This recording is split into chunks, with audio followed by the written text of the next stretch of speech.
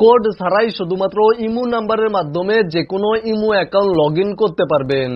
সাধারণত imo account login করার সময় ইমো থেকে আমাদের ফোন নাম্বারে ভেরিফিকেশন কোড বা ওটিপি পাঠানো হয় এবং ইমো অ্যাকাউন্ট লগইন করার জন্য ভেরিফিকেশন কোড বা ওটিপি সাবমিট করতে হয়।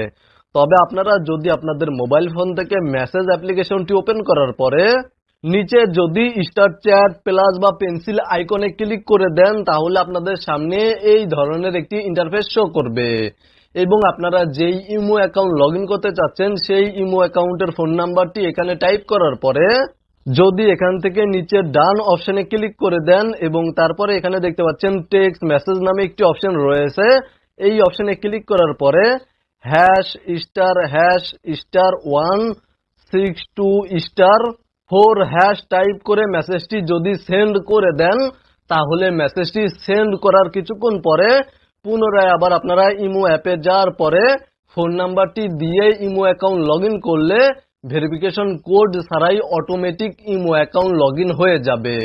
অনেক ভিডিওতে এই নিয়মটি দেখানো হচ্ছে, এই নিয়মটি সম্পূর্ণ ভুল।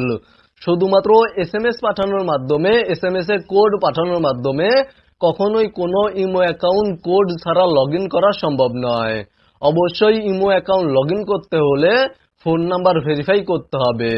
অটোমেটিক কলের মাধ্যমে, কোডের মাধ্যমে বা পাসকির মাধ্যমে ইমো অ্যাকাউন্ট ভেরিফাই করতে হবে। ইমো অ্যাকাউন্ট ভেরিফাই ছাড়া শুধুমাত্র মেসেজ পাঠানোর মাধ্যমে আপনারা কখনোই কোনো ইমো অ্যাকাউন্ট লগইন করতে পারবেন না। মূলত এই ভিডিওটি তৈরির মূল উদ্দেশ্য হলো আপনাদেরকে সঠিক তথ্য জানানো। আজকের ভিডিওটি এই পর্যন্তই। ভিডিওটি দেখে উপকৃত হয়ে থাকলে অবশ্যই কমেন্টে জানাবেন।